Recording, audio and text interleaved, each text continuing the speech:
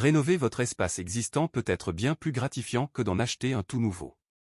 Il y a quelque chose de spécial dans le fait de créer une toute nouvelle section qui peut vraiment mettre en valeur ce qui est déjà là. Un jour, un couple nommé Sue Hansed et son mari, le Dr Jens Hansed, ont décidé de rénover un bâtiment du début du XXIe siècle au lieu d'en acheter un neuf. Presque 15 ans après s'y être installé, Sue a remarqué par hasard d'anciennes marques sur le sol.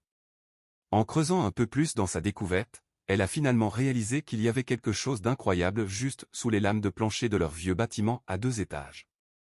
Mais avant de commencer, cliquez sur le bouton « J'aime », assurez-vous de vous abonner si ce n'est pas déjà fait, et activez la cloche de notification pour ne manquer aucune nouvelle histoire. Pendant 14 ans, un dentiste nommé James Hansed a exercé dans un bureau au rez-de-chaussée situé au 68 Milton Avenue, dans le village de Boston Spa, à New York.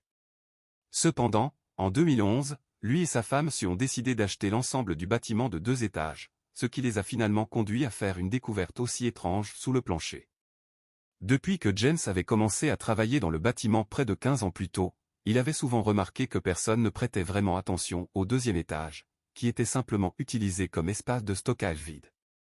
Toutefois, après avoir acheté la propriété et décidé de la rénover en 2014, tout a soudainement changé. Leur objectif principal était de transformer le 2e étage inutilisé en un magnifique nouvel appartement. Tout se passait bien.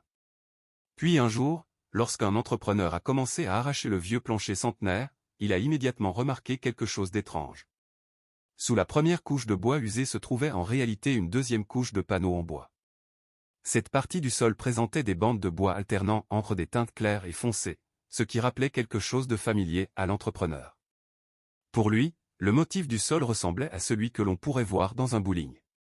Effectivement, après avoir retiré davantage de la couche supérieure, il a trouvé de plus en plus d'éléments confirmant sa théorie.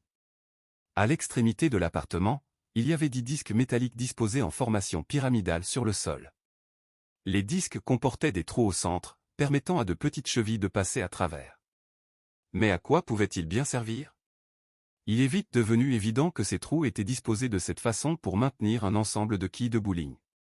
Après avoir effectué davantage de recherches, elle a découvert que le bâtiment avait autrefois servi de bowling de type candlepin, une version du bowling où les quilles sont plus fines et plus hautes, et où les boules utilisées sont plus petites. Des chevilles actionnées par une pédale maintenaient les quilles en place afin que les joueurs aient toujours une pyramide parfaitement alignée. Aucun propriétaire précédent du bâtiment situé au 68 Milton Avenue n'avait pris la peine de retirer ses anciennes pistes de bowling, même après toutes ces années. Presque un siècle s'était écoulé, mais la pédale qui actionnait le mécanisme de remise en place des quilles fonctionnait encore parfaitement. C'était vraiment incroyable. Sue était très intéressée par l'histoire du vieux bâtiment et particulièrement curieuse de savoir qui avait décidé d'installer un bowling à l'étage. Au cours de ses recherches, elle a découvert qu'après un énorme incendie ayant détruit le bâtiment en 1901, un homme nommé Herbert B. Massey avait décidé de le reconstruire avec une taverne au rez-de-chaussée et un bowling au 2e étage, un peu comme un Der and Buster's avant d'air. Le bâtiment avait connu de nombreuses fonctions au fil des années, selon Sue. Elle ne plaisantait pas.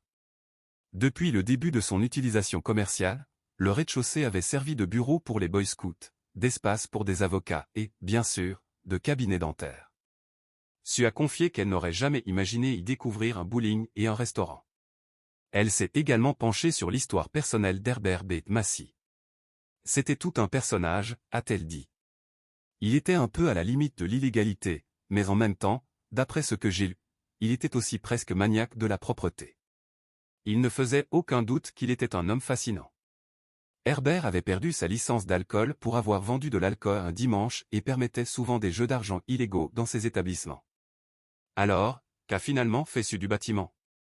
Dans l'esprit de H.B. Massey, elle a trouvé un moyen unique de conserver l'une des pistes de bowling, candlepin, directement intégrée dans son nouvel appartement de luxe.